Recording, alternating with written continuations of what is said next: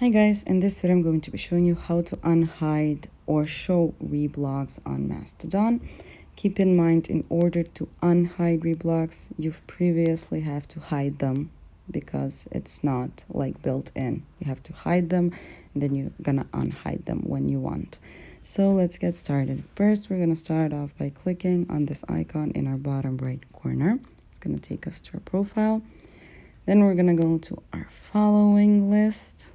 Select the profile you want to unhide reblogs from. For example, in the previous video, we've hidden them from Thomas. So now we're going to select Thomas again. When we're on his profile, next we're going to click on the three dots in the top right corner. And we're going to select the second option out of the 5 that says show reblogs. Then we're going to confirm to lock in the changes. And that's how it's done.